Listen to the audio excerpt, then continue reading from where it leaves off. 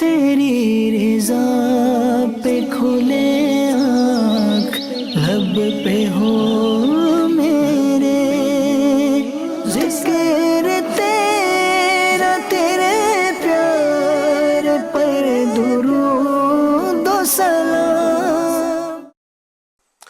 الحمد للہ رب العالمین والصلاة والسلام علی سید الانبیاء والمرسلین، اما بعد فاعوذ باللہ من الشیطان الرجیم، بسم اللہ الرحمن الرحیم۔ الصلاة والسلام علیکہ یا رسول اللہ وعلی آلکہ واصحابکہ یا حبیب اللہ۔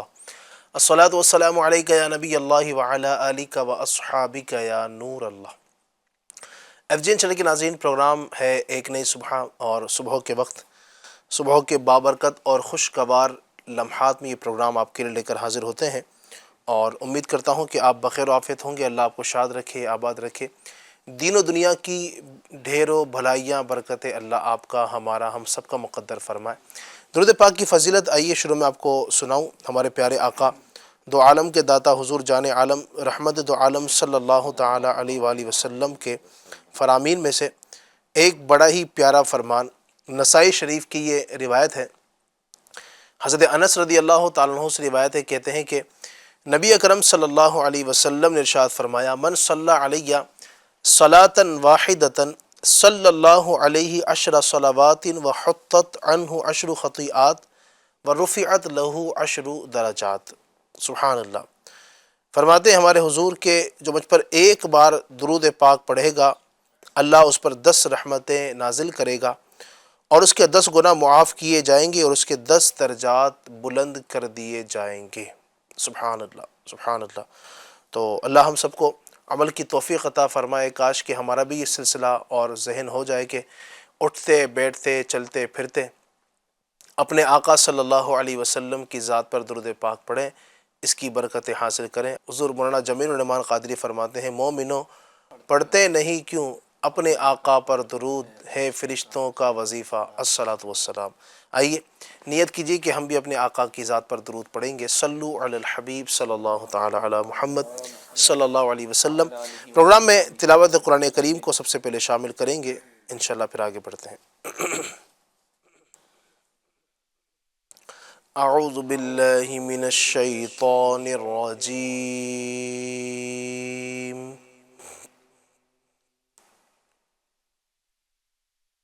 بسم اللہ الرحمن الرحیم۔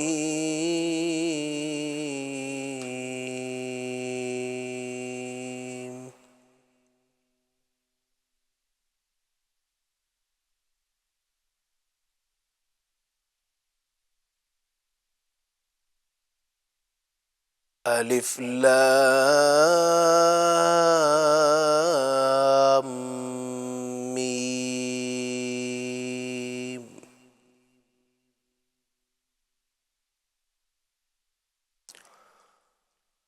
ذلك الكتاب لا ريب فيه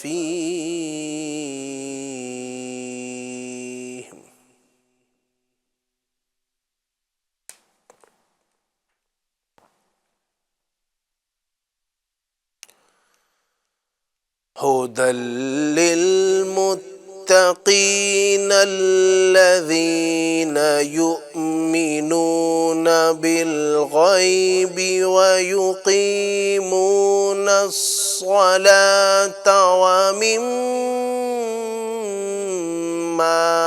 رزقناهم ينفقون۔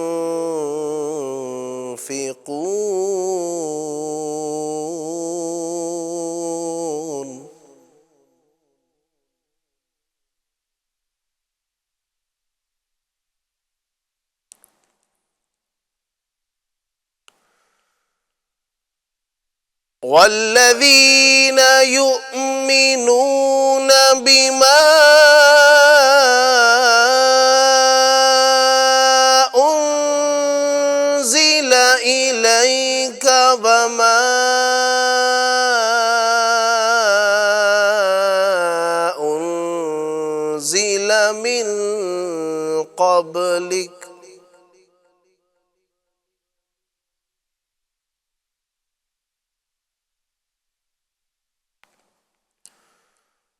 وبالآخرة هم يوقنون.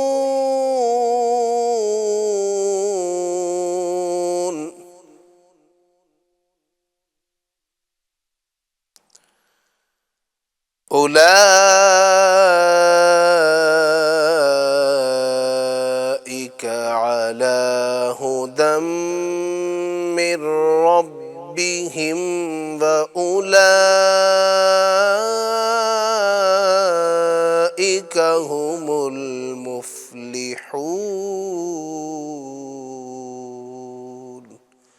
صدق اللہ العظیم. قرآن پاک کی برکتیں اللہ ہمیں نصیب فرمائے اور کثرت کے ساتھ اللہ ہمیں تلاوت قرآن کریم کی صبح و شام توفیق عطا فرمائے. آئیے ایک پروگرام میں کلام کو شامل کرتے ہیں، پھر انشاءاللہ ٹاپک کی جانب پڑھیں گے. اللہ علیک یا رسول اللہ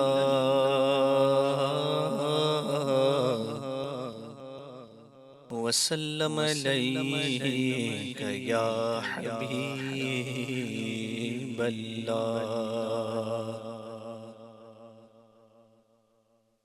اٹھی نظر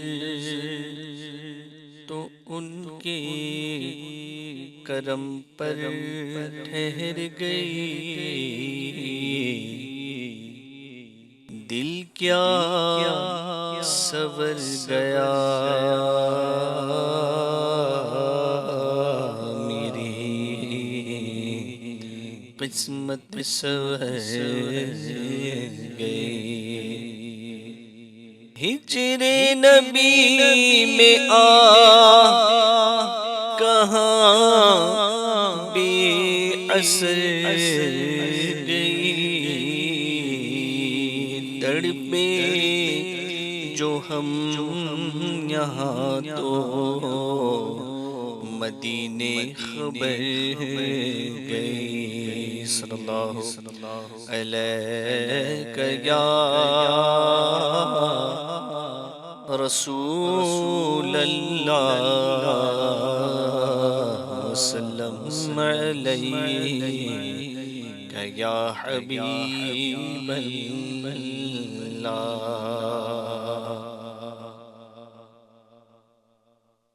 بے خود کیے دیتے گئے،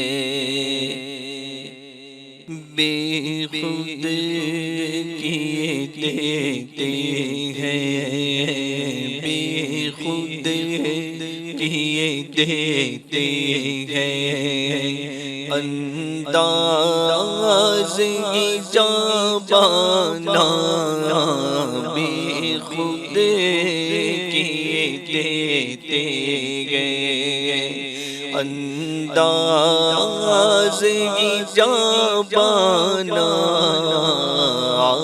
دل میں تجھے رکھ لوں، دل میں تجھے رکھ لوں، اے جلوہ جانانا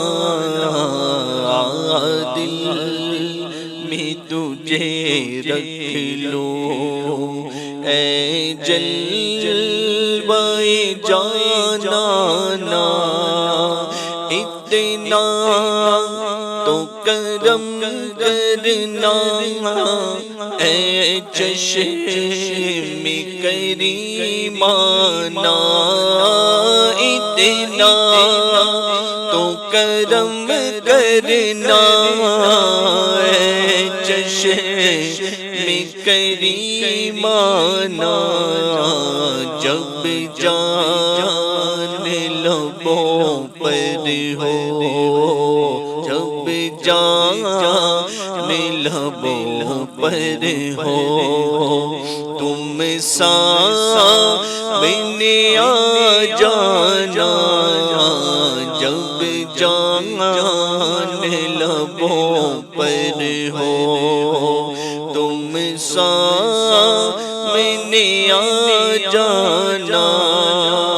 میں میں ہوش و حواس اپنے اس بات پہ کھو بیٹھا میں ہوش و حواس اپنے اس بات پہ کھو بیٹھا ہنس کر جو کہا تم نے ہنس کر جو کہا تم نے آیا میرا دیوانہ ہنس کر جو کہا تم نے آیا میرا دیوانہ دل میں تجھے رکھ لوں جی چاہتا گے کہ تو گو میں جو میں انہیں آنکھیں جی چاہتا گے تو گوفے میں بھیجو میں انہیں آنکھیں درشن کا تو درشن ہو درشن کا تو درشن ہو نظرانے کا نظرانہ درشن کا تو درشن ہو نظرانے کا نظرانہ دنیا میں مجھے تم نے جب اپنا بنایا گئے دنیا میں مجھے تم نے جب اپنا بنایا گئے تو محشر میں بھی کہہ دینا محشر میں بھی کہہ دینا یہ گئے میرا دیوانہ محشر میں بھی کہہ دینا یہ گئے میرا دیوانہ دل میں تجھے رکھ لوں کیوں آگ ملائی تھی کیوں آگ لگائی تھی کیوں آگ ملائی تھی کیوں آگ لگائی تھی اب رخ کو چھپا بیٹھے اب رخ کو چھپا بیٹھے کر کے مجھے دیوانہ اب رخ کو چھپا بیٹھے کر کے مجھے دیوانہ دل میں تجھے رکھ لوں پینے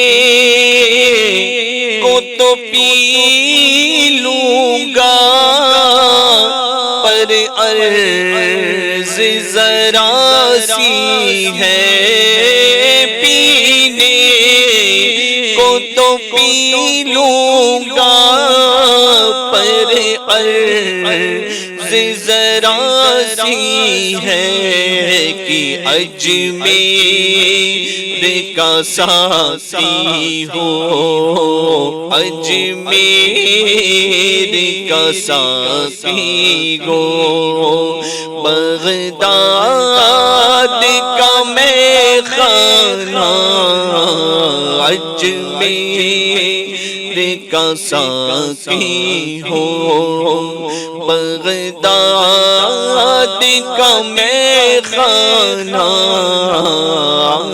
دل میں تجھے رکھ لوں۔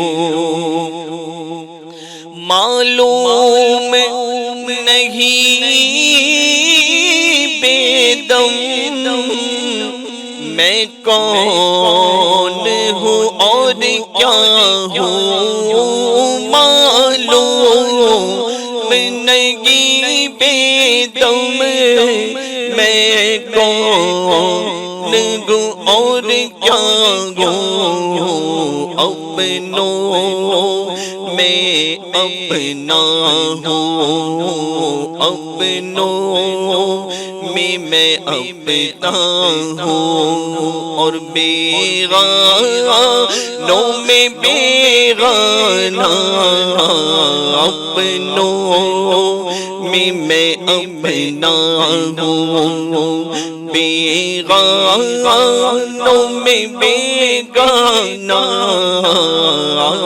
دل میں تجھے رکھ لوں۔ بے دم میری قسمت میں صدقے ہیں اسی در کے، چھوٹا ہے نہ چھوٹے گا، چھوٹا ہے نہ چھوٹے گا، سنگے در جانا دل میں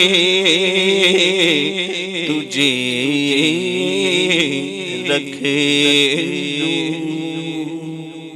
سبحان اللہ، سبحان اللہ، ماشاء اللہ، مرحبا۔ اللہ پاک قبول فرمائے، اللہ پاک ہمیں نعت مصطفیٰ صلی اللہ علیہ وسلم کا ذوق اور شوق نصیب فرمائے۔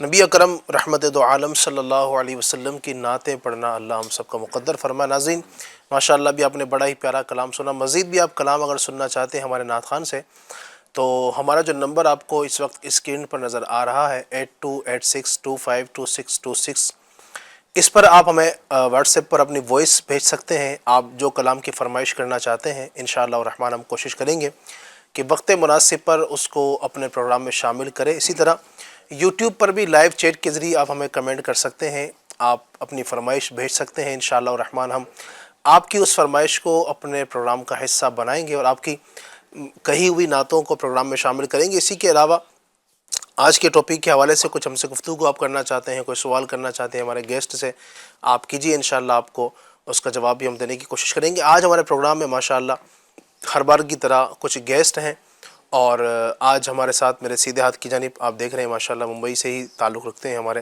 دعوت اسلامی انڈیا کے ذمہ دار جنید برکاتی صاحب تشریف فرمائے۔ حضرت خوش آمدید کہوں گا، ماشاءاللہ کافی وقت کے بعد آپ تشریف لائیں، اللہ آپ کا آنا قبول فرمائے۔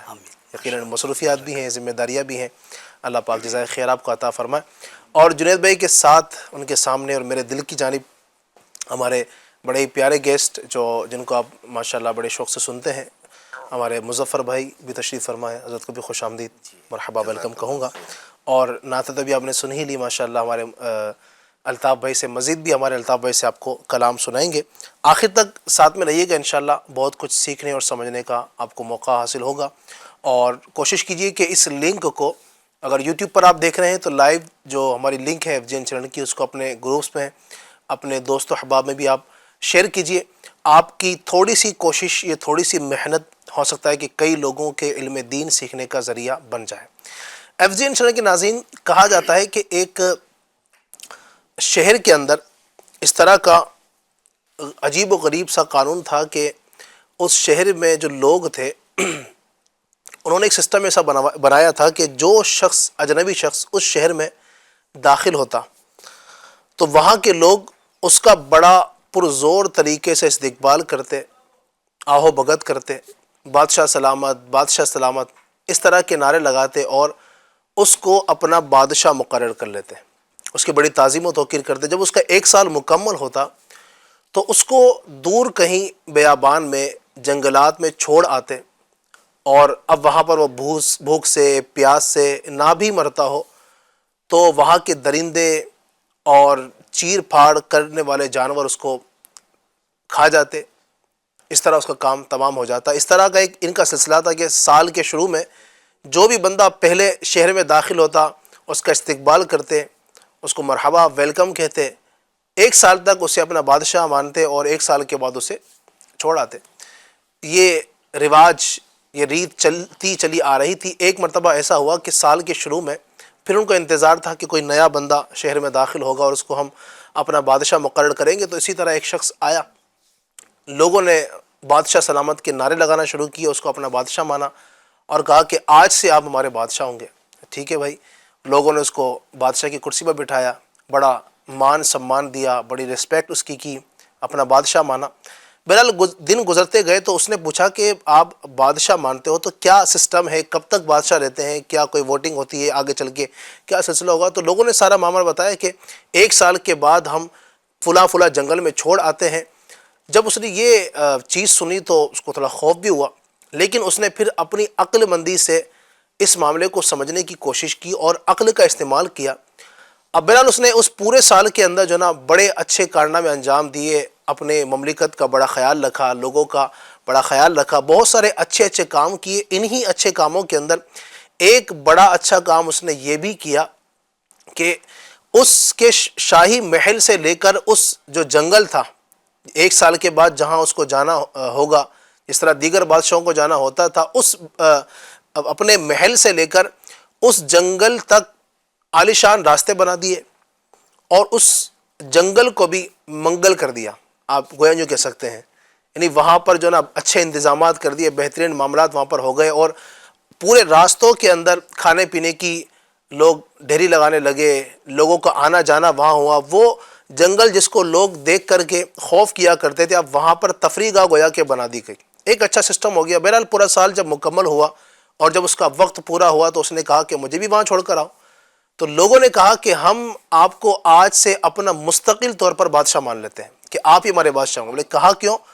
تو وجہ یہ ہے کہ جو دیگر بادشاہ آیا کرتے تھے وہ 1 سال تک خوب عیش و آرام کرتے، موج مستی کرتے، کھاتے پیتے، اس کے بعد پھر وہ ان کو اپنے انجام کا پتہ نہیں تھا۔ لیکن چونکہ آپ کے اندر عقل مندی ہے، آپ کے اندر یہ ہنر ہے کہ آپ بادشاہ کے منصب کو لے کر چل سکتے ہیں، اور اگر آپ کو وہاں پر چھوڑ کر بھی آئیں گے تو یہ ایسا آرام تو آپ نے پہلے ہی تیار کر رکھا ہے، لہٰذا آج سے آپ ہمارے بادشاہ ہوں گے۔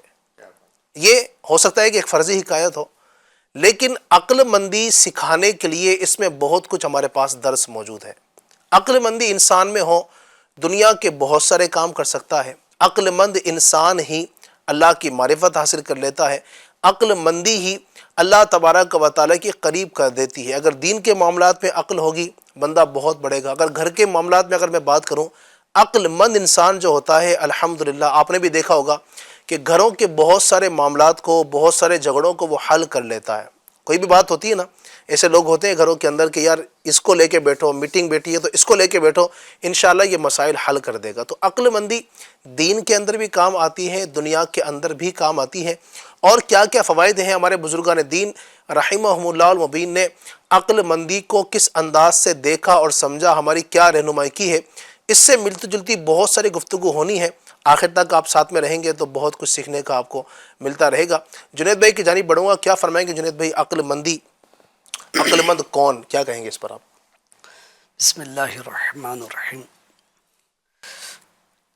عقل مند کون؟ جی، اگر اس تعلق سے شاید دنیا میں رہنے والے مختلف طبقات سے گفتگو کی جائے جی، تو ہر ایک کا نظریہ مختلف ہوگا۔ کوئی کہے گا زیادہ علم والا عقل مند، کوئی کہے گا زیادہ مال والا عقل مند، جی، کوئی کہے گا زیادہ ہنر والا عقل مند، یعنی ہر ایک اپنے اپنے حساب سے صحیح۔ عقل مند کون اس کی تعریف بیان کرے گا۔ چونکہ الحمدللہ عز و جل ہم مسلمان ہیں الحمدللہ۔ اور اللہ پاک نے ہمیں قرآن عطا فرمایا ہے، تو کیوں نہ قرآن کے نظریے سے، قرآن کی روشنی میں ہم یہ معلوم کرتے ہیں کہ عقل مند کون۔ کیا بات کہ انسان کے نظریات تو غلط ہو سکتے ہیں، لیکن قرآن کا جو نظریہ ہے الحمدللہ عز و جل وہ تا قیامت جو ہے درست ہے، الحمدللہ، اور اسی کی الحمدللہ، روشنی میں الحمدللہ ہم ترقی بھی کر بھی سکتے ہیں اور کر بھی رہے ہیں اور آئندہ بھی کریں گے۔ انشاءاللہ۔ تو بڑا پیارا موضوع ہے ایف جے این چینل کے ناظرین، عقل مند کون؟ میں اپنے آپ پر غور کرتا ہوں، آپ بھی اپنے آپ پر غور کیجئے۔ اگر ہم اب تک اپنے آپ کو عقل مند کہہ رہے تھے تو قرآن کی روشنی میں کیا واقعی ہم عقل مند ہیں؟ سورہ آل عمران آیت نمبر 191 اللہ تبارک و تعالی ارشاد فرماتا ہے، بسم اللہ الرحمن الرحیم، اعوذ باللہ من الشیطان الرجیم، بسم اللہ الرحمن الرحیم، ان فی خلق السماوات والارض واختلاف اللیل والنہار لآیات لأولی الالباب الذین یذکرون اللہ قیاما وقعودا وعلى جنوبهم ويتفكرون في خلق السماوات والأرض ربنا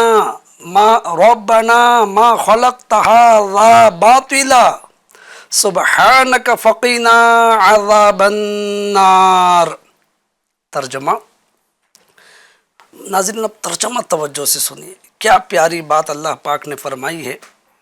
بے شک آسمانوں اور زمین کی پیدائش اور رات اور دن کی باہم تبدیلی میں عقل مندوں کے لیے نشانیاں ہیں، سبحان اللہ۔ جو کھڑے اور بیٹھے اور پہلوؤں کے بل لیٹے ہوئے اللہ کو یاد کرتے ہیں، کھڑے ہوئے، بیٹھے ہوئے اور پہلوؤں کے بل لیٹے ہوئے اللہ کو یاد کرتے ہیں، اور آسمانوں اور زمین کی پیدائش میں غور کرتے ہیں۔ اے ہمارے رب، تو نے یہ سب بیکار نہیں بنایا، تو پاک ہے، تو ہمیں دوزخ کے عذاب سے بچا لے۔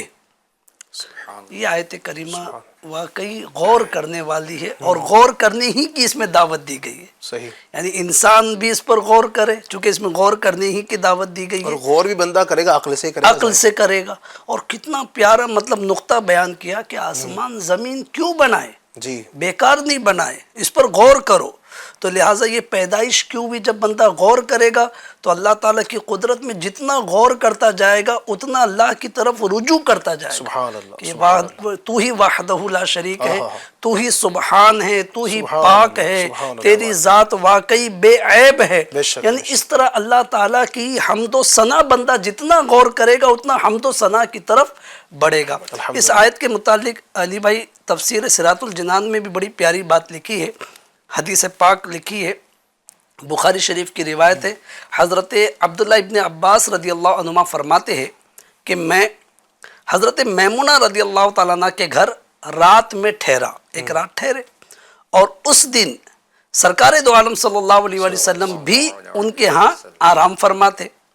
جب رات کا تہائی حصہ گزرا، 1/3 رات گزر گئی، تو آپ صلی اللہ علیہ وآلہ وسلم بیدار ہوئے، پھر آسمان کی طرف نظر اٹھا کر ان آیات مبارکہ کی تلاوت فرمائی۔ ایک روایت میں ہے کہ تلاوت کے بعد ارشاد فرمایا، اس پر افسوس ہے جو یہ آیت پڑھے اور اس میں غور نہ کرے۔ اللہ اکبر۔ یعنی پیارے آقا علیہ الصلوۃ والسلام فرما رہے کہ اس شخص پر افسوس ہے کہ جن آیتوں کو پڑھے لیکن پڑھنے کے بعد غور نہ کرے۔ تو واقعی علی بھائی بڑی پیاری بات ہے عقل مند ہونا۔ اللہ پاک ہم سب کو عقل مندی نصیب کرے، لیکن ایسی عقل مندی عطا کرے کہ جو ہماری دنیا کے ساتھ ساتھ ہماری آخرت کے لیے بھی فائدہ مند۔ آمین آمین، اللہ کرے۔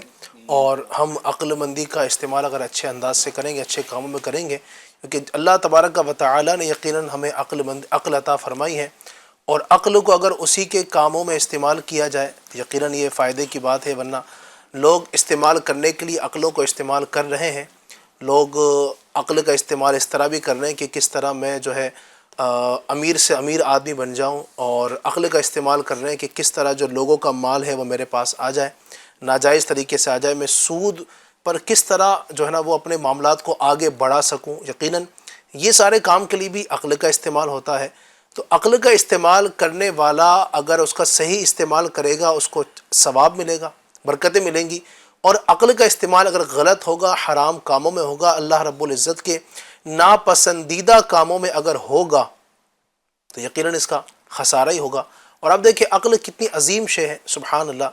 عقل انسان کے پاس ہو تو بندہ صحیح سلامت، عقل نہ ہو تو پاگل ہے۔ یعنی پاگل انسان میں اور ہم میں جو فرق ہے نا، آپ دیکھیں گے وہ کیا ہے، وہ عقل کا ہی ہے۔ اس کے پاس عقل نہیں ہے تو اب وہ تمیز نہیں کر پا رہا اس کی بہن کون ہے، اس کا بھائی کون ہے، اس کی ماں کون ہے، اس کا باپ کون ہے، اس کے رشتہ دار کون ہے، اس کا پڑوسی کون ہے۔ پاگل ہے چونکہ اس کو ان تمام چیزوں کی تمیز نہیں ہوا کرتی ہے۔ لیکن اللہ رب العزت نے جو عقل ہمیں عطا فرمائی ہے، یہ ایک ایسی عظیم نعمت ہے جس کے ذریعے سے بہت بڑے بڑے ہم کام کر سکتے ہیں، اللہ تبارک و تعالیٰ کی خوشنودی اس کے ذریعے سے حاصل کر سکتے ہیں۔ تو لہٰذا اپنی عقل کا ہم اچھے کاموں میں استعمال کریں گے تو برکتیں نصیب ہوں گی۔ بزرگان دین رحمہم اللہ المبین جو ہمارے اولیاء کرام گزرے ہیں، سبحان اللہ، وہ سارے ہی عقل مند ہوئے ہیں، اور عقل مند ہیں تبھی تو اللہ کے ولی ہیں۔ تو عقل مندی یقیناً انہوں نے ہمیں سکھائی، ان کے اعمال سے عقل مندی ملتی ہے۔ تو میں چاہوں گا کہ بزرگان دین رحمہ اللہ المبین کی نظر میں عقل مندی کا کیا مقام تھا، کیا کہیں گے؟ بسم اللہ الرحمن الرحیم وصلی اللہ علی محمد صلی اللہ علیہ وسلم۔ علی بھائی، فارسی کا ایک شعر ہے، تونگری بدل است نہ بمال، اور بزرگی بعقل است نہ بسال۔ صحیح۔ یعنی تونگری، مالداری اس بات کا نام نہیں ہے کہ کثیر مال ہو بندے کے پاس۔ تونگری اور مالداری اسے کہا جائے گا مالدار اسے کہا جائے گا کہ جس کا دل غنی ہو۔ کیا بات، سبحان اللہ۔ جس کا دل اگر غنی ہے، دل سے جس کا تعلق، جس کا دل جو ہے وسیع ہے، تو تھوڑا بھی مال ہے تو بھی وہ مالدار ہے۔ سبحان اللہ۔ اسی طرح بزرگی، شرافت کا، مرتبے کا، یہ تعلق زیادہ عمر ہونے سے نہیں ہے، زیادہ ماہ و سال جس کے ہوں، جس کا سن زیادہ ہو، بہت پہلے جو پیدا ہوا ہے، بزرگ ہے۔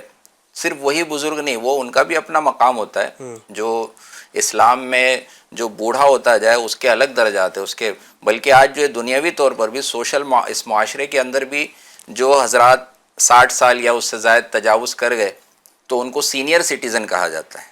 ان کے لیے ایک الگ مراعات ہوتی ہے، ان کے لیے کنسیشن ہوتا ہے، ان کو احترام کی نگاہ سے دیکھا جاتا ہے کہ بھائی یہ سینئر حضرات ہیں سوسائٹی کے۔ تو اس کا اپنی جگہ تعلق ہے، لیکن بعض اوقات کم عمر والے ایسے ہوتے ہیں کہ ان کے اندر عقل زیادہ ہوتی ہے، علم زیادہ ہوتا ہے، تو وہ ان پر فوقیت رکھنے والے ہو جاتے ہیں۔ تو بزرگان دین نے بھی جو ہے الحمدللہ عز و جل عقل کے متعلق کئی جو باتیں بتائی ہے۔ حضرت سفیان رحمۃ اللہ تعالی علیہ فرماتے ہیں کہ عقل مند وہ نہیں جو خیر و شر کو جانتا ہو۔ جی۔ یعنی صرف جاننے والا خیر و شر کو، یہ عقل مند نہیں ہے، بلکہ عقل مند وہ ہے جو خیر کو دیکھے تو اسے اپنا لے، سبحان اللہ۔ اور شر کو دیکھے تو اس سے اجتناب کرے، کیا بات ہے، یعنی اچھے کاموں کو اپنائے اور برے کاموں کو چھوڑ دے، بچ جائے۔ یعنی بچ جائے۔ صرف جاننے والے سمجھنے والے تو سب ہوتے ہیں کہ ہاں بھائی اچھائی کس میں ہے، فائدہ کس میں، نفع کس میں، نقصان کس میں ہے، لیکن ہر جاننے والا اس کو آپ عقل مند نہیں قرار دے رہے ہیں۔ اس کو پریکٹیکل بھی کرنے والا ہو وہ، زبردست، کہ جو اچھائی اس کو نظر آئی تو اپنا لے، اور برائی نظر آئی تو بھائی اس سے بچ جانا ہے۔ تو یہ عقل مندی کی علامت ہے۔ ایک بزرگ رحمۃ اللہ تعالی علیہ، ان کا قول دیا ہوا ہے کہ مومنین میں سے، لوگوں میں سے زیادہ دانا یعنی عقل مند وہ ہے جو حد درجہ محتاط ہو، احتیاط کرنے والا۔ صحیح۔ امیر اہل سنت دامت برکاتہم العالیہ بھی احتیاط کرنے والوں کے تعلق سے فرماتے ہیں، آپ کا ایک قول ہے کہ محتاط سدا سکھی رہتا ہے۔ صحیح۔ اچھا، یہ اس کی مطلب قدم قدم پر جو بندہ احتیاط کرنے والا ہوتا ہے نا، کہیں داخل ہوگا، احتیاط سے دروازہ اس نے کھولا، تو بعض لوگ ہوتے ہیں ہڑبڑی میں، بھائی دروازہ زور سے کھولا، وہ کوئی دوسرا اندر سے آ رہا تھا ٹکرا گیا، کوئی سامان رکھنے میں اٹھانے میں احتیاط۔ ابھی بارش کا جو سلسلہ شروع ہونے والا ہے، بارش کا موسم آتے ہی بھائی موبائل جو ہے موبائل سیفٹی کے ساتھ ہے کہ نہیں، گاڑی ہے، بائک ہے، اس پر کور چڑھانا ہے، دیگر چیزیں. تو بندہ پہلے سے جو پریونشن احتیاطی کرتا ہے نا تو بڑا فائدہ اس کو جو ہے دیتا ہے، آگے چل کے بڑے نقصانات سے بچ جاتا ہے. ایک طرح کی ایک حکایت ہے اس طرح کی کہ ایک شخص جو ہے نا اپنا ایک خزانہ کہیں جا کے دفن کر رہا تھا، تو اپنے ہی صحن میں یا پھر کسی جگہ جا کر اس نے اس کو گڑھا کھودنا شروع کیا اور اپنے خزانے کو اس نے چھپا کر کے بھائی مجھے اپنے پاس نہیں رکھنا، جب ضرورت ہوگی تب آ کے اس کو نکالوں گا. اب دفن اس نے کافی گہرائی میں کر دیا، مٹی ڈالنے لگا. اس کے بعد اس کے دل میں خیال آیا کہ اس وقت اگر کوئی مجھے دیکھ رہا ہوگا نا تو میرے خزانے تک پہنچ جائے گا. تو اس نے کیا کیا، کافی مٹی ڈالنے کے بعد جب کچھ حصہ گڑھے کا رہ گیا تو اس نے ایک الگ سے ایک اور تھیلی نکال کے چند سکے اس کے اندر ڈالے اور اس تھیلی کو جو ہے اوپر رکھ کر پھر بقیہ مٹی ڈال کر وہ وہاں سے چلا گیا. اب کچھ دنوں بعد جب اس کو ضرورت پڑی اپنا خزانہ نکالنے کے لیے، وہ آیا اور اس جگہ کو کھود کے دیکھا تو کیا دیکھا کہ جو اوپر جو اس نے تھیلی رکھا تھا نا وہ تھیلی غائب تھی. یعنی واقعی کوئی اس کو اس وقت ایسا کرتے ہوئے دیکھ رہا تھا تو وہ تھیلی غائب تھی، لیکن پھر اور مزید گہرائی میں کھودا اس نے تو اس کا بقیہ خزانہ سلامت تھا. تو احتیاط اس نے جب احتیاط کو عقل کا استعمال کیا کہ بھائی کوئی مجھے دیکھ رہا ہوگا تو اس معاملے میں کیا ہوگا، میرا پورا خزانہ جا سکتا ہے، تو بھائی اس کے لیے میں ایک چھوٹا جو ہے حصہ قربان کرنے کے لیے تیار ہو جاؤں. اور دیکھنے والا یہی سمجھے گا، جب کھودے گا اس کو یہ مل جائے گی تھیلی تو یہ سوچے گا یہی تو تھا اور کیا تھا، زیادہ اندر گہرائی تک کھود کے نہیں دیکھے گا. اس طرح سے وہ خزانہ محفوظ ہو جائے گا. تو اس طرح سے احتیاط کا معاملہ اگر بندہ اپنائے، کئی چیزوں میں احتیاط کی جا سکتی ہے. پھر جو لوگ احتیاط کی طرف آگے بڑھتے ہیں، گفتگو کرنے میں احتیاط، بلکہ یہ بھی کہا گیا ہے، سمجھایا گیا ہے کہ جب علماء کی مجلس میں بیٹھو تو بات کرنے میں، گفتگو کرنے میں احتیاط کرو، کوئی غلط جملہ نہ نکلے، کوئی ایسی بات نہ ہو. اور اللہ والوں کی بارگاہ میں جب بیٹھو، اولیاء کرام کی بارگاہ میں بیٹھو تو وہاں تو بولنا تو کیا، دل میں کوئی خیال لانے میں بھی احتیاط کرو کہ اللہ والوں کو جو ہے، اللہ والے دلوں کے حالات سے بھی واقف ہو جاتے ہیں. تو بندہ یعنی وہ عقل کا شاید یہ جملہ کہا جاتا ہے کہ علماء کی مجلس میں زبان سنبھالو، جی، اولیاء کی مجلس میں دل سنبھالو. ماشاءاللہ، بہت پیاری بات ہوا. تو یہ بندہ اگر احتیاط کرے، کہاں جانا ہے، کس سے کیا گفتگو کرنا ہے. بعض اوقات لوگ ہوتے ہیں صلح کرنے والے، مطلب صلح کرنے کے لیے بیٹھے ہیں لیکن وہ ان کا انداز ایسا ہوتا ہے کہ ان کے انداز سے بات بنتے بنتے بگڑ جاتی ہے. اللہ اکبر. سمجھانا ہی ایسے انداز سے شروع کیا، وہ آپ نے ایسا کیا، آپ کی یہ غلطی ہے. اب چاہ رہے تھے اصلاح لیکن وہ انداز نہیں آ رہا ہے. احتیاط والا انداز اگر اپنائے تو احتیاط کرنے والا بندہ جو ہے ہر جگہ جو ہے سرخرو ہوتا ہے. اور ظاہر عقل کا استعمال، یعنی یہ بھی کہا جاتا ہے کہ بیوقوف جو ہے، بیوقوف شخص کی زبان جو ہے نا آگے ہوتی ہے اور عقل مند کی جو زبان جو ہے نا وہ دل کے پیچھے ہوتی ہے. پہلے وہ بات کرنے سے پہلے جو ہے نا اپنے دل سے رجوع کرتا ہے، یہ جملہ کہوں یا نہ کہوں، یہ جملہ کسی کو ناگوار تو نہیں گزرے گا، یہ سامنے والے کو غصہ تو نہیں آ جائے گا، ناراض تو نہیں ہو جائے گا. وہ اپنے دل سے، اپنے دماغ سے، اپنی عقل سے جو ہے نا رجوع کرتا ہے اور پھر اس کے بعد کہتا ہے. اور جو بیوقوف ہے وہ اس کو جو سمجھ میں آتا ہے، جو اس کی زبان پر آتا ہے وہ بولتا چلا جاتا ہے اور بعض اوقات فائدے کے بجائے وہ نقصان کرتا جاتا ہے. یقیناً ایسا ہی ہے. اگر عقل کا استعمال نہیں کریں گے تو نقصانات ہوتے ہیں. ہمارے معاشرے کے اندر بھی آپ دیکھتے چلے جائیں کہ کتنے سارے معاملات ایسے ہیں جو بگڑ جاتے ہیں، اس کے پیچھے کیا ہوتا ہے، عقل کا استعمال نہیں ہوتا. ایک مثال ہے، ہنستا بستا گھر ہوتا ہے، اچھی فیملی چل رہی ہوتی ہے، سارے معاملات چل رہے ہوتے ہیں اور عقل کا استعمال نہ کرتے ہوئے شوہر محترم جو ہے وہ جذبات میں آ کر، غصے میں آ کر اپنی بیوی کو 3 الفاظ کہہ دیتے ہیں تو آپ کے سامنے پتہ ہی کیا ہوتا ہے، پھر وہ معاملات تتر بتر ہو جاتے ہیں، اولاد کہیں کی نہیں رہتی. یہ کیوں ہوتا ہے؟ عقل کا استعمال نہ کرنے کی وجہ سے. یہ ایک مثال آپ کو میں نے دی ہے. اس کے علاوہ بھی اگر آپ دیکھیں گے گھروں کے بگڑنے میں، معاشرے کے بگڑنے میں، سوسائٹی میں تباہی آنے میں اور گھر کا امن و سکون تباہ ہونے میں، باپ بیٹے کے اندر بعض اوقات دشمنی ہو جاتی ہے، اس کے اندر بھی آپ دیکھیں گے تو عقل مندی سے کام نہ لینے کی وجہ سے بڑے بڑے معاملات ہوتے ہیں، بڑے بڑے خرابیاں ہو جاتی ہیں، خاندان تک تباہ ہو جاتے ہیں. بندہ اگر تھوڑا سا صبر کر لے، تھوڑا سا عقل کا استعمال کرتے ہوئے برداشت کو اپنے اندر اگر لے آئے، اس عقل مندی کو استعمال کرنے کی وجہ سے دیکھا ہے کہ بندہ جو ہے نا وہ اچھے خاصے اجڑے ہوئے گھر بھی بس جاتے ہیں. جی ہاں، یہ ہوتا ہے. اگر اس کا استعمال ہم کریں گے انشاءاللہ اس کی برکتیں ملیں گی. عقل مند مزید کیا کون ہے؟ آئیے میں آپ کو حدیث پاک سے بھی سناتا ہوں. حضرت ابو یعلا شداد بن اوس رضی اللہ تعالیٰ عنہ سے روایت ہے. وہ کہتے ہیں کہ نبی اکرم علیہ الصلوۃ والسلام ارشاد فرماتے ہیں عقل مند وہ ہے جو اپنے نفس کا محاسبہ کرے اور موت کے بعد والی زندگی کے لیے عمل کرے، اور عاجز وہ ہے جو اپنی نفسانی خواہشات کی پیروی کے باوجود اللہ پاک سے آرزو اور تمنا کرے. سبحان اللہ. اس حدیث پاک میں آپ دیکھیں گے عقل مند جو اخروی اعتبار سے جو عقل مند ہے، نبی اکرم علیہ الصلوۃ والسلام ارشاد فرماتے ہیں کہ وہ ہے اپنے نفس کا محاسبہ کرے اور موت کے بعد والی زندگی کے لیے عمل کرے. سبحان اللہ. اب میں بھی غور کروں، آپ بھی غور کریں اس حدیث پاک کی روشنی میں، میں عقل مند ہوں کہ نہیں؟ نبی پاک فرماتے ہیں کہ جو اپنا محاسبہ کرے، اپنے اعمال کے بارے میں غور کرے کہ میں اعمال کر کیسے رہا ہوں، مجھ سے نیکیاں کتنی ہو رہی ہیں، مجھ سے گناہ تو نہیں ہو جا رہے ہیں، اللہ پاک کے میں قریب ہوں کہ نہیں، لوگ مجھے نیک کہہ رہے ہیں، لوگ مجھے نیک سمجھ رہے ہیں، لوگ میرے آگے پیچھے گھوم رہے ہیں، لوگ میری تعظیم کر رہے ہیں، میں واقعی نیک ہوں بھی کہ نہیں. یہ سب محاسبہ کرنا، یہ جائزہ لینا ہم سب کے لیے ضروری ہے. اللہ ہم سب کو عمل کی توفیق عطا فرمائے. دنیاوی اعتبار سے بھی ہم نے چونکہ بات کی کہ عقل مندی کیا ہے، تو عقل مندی کے لیے کن کن چیزوں کا اگر میں تذکرہ یہاں پر کروں جنید بھائی کہ عقل مندی کے لیے کیا کیا چیزیں ہیں، یعنی کون کون سے کام جو عقل مندی والے ہوتے ہیں، کچھ اگر آپ تذکرہ کریں.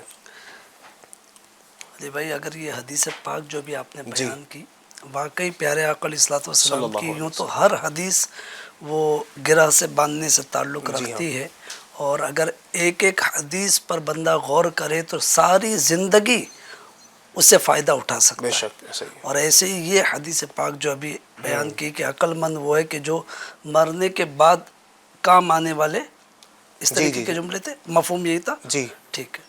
تو واقعی بندہ یعنی ہر عمل میں غور کر سکتا ہے، مرنے کے بعد والے زندگی کے لیے عمل کرے، مرنے کے بعد والی زندگی کے لیے. اگر یہ بندے کے ذہن میں بیٹھ جائے بات، میرے ذہن میں، ہمارے ناظرین کے ذہن میں، کہ مرنے کے بعد والی زندگی، پھر وہ ابتدا میں تمہیدی گفتگو میں آپ نے وہ فرضی واقعہ بھی بیان کیا تھا بادشاہ والا، یعنی اس نے بھی یہی کیا کہ جہاں اس کو جانا تھا وہاں کے لیے اس نے پہلے تیاری کر لی تھی کہ اگر واقعی جب بھی بندہ کوئی غلط کام کر رہا ہے، ناجائز کما رہا ہے، ظلم کر رہا ہے، تشدد کر رہا ہے، پڑوسی کا حق جو ہے وہ ناحق دبا رہا ہے، پڑوسی کو ڈرا رہا ہے، یا بچوں پر ظلم و تشدد کر رہا ہے، یا سیٹھ ملازم کے ساتھ سختی کر رہا ہے، بلا وجہ کی سختی جس کو کہتے، یا ملازم سیٹھ کے ساتھ خیانت کر رہا ہے، اگر یہ سارے ان کیٹیگریز کو لے لے، اگر یہ سب اس حدیث پر غور کرتے چلے جائے کہ مرنے کے بعد والی زندگی کے لیے عمل کرنا ہے، تو آج جو میں کر رہا ہوں اگر یہ غلط ہے تو مرنے کے بعد مجھے اس کا نقصان اٹھانا پڑے گا، اور اگر میں صحیح کر رہا ہوں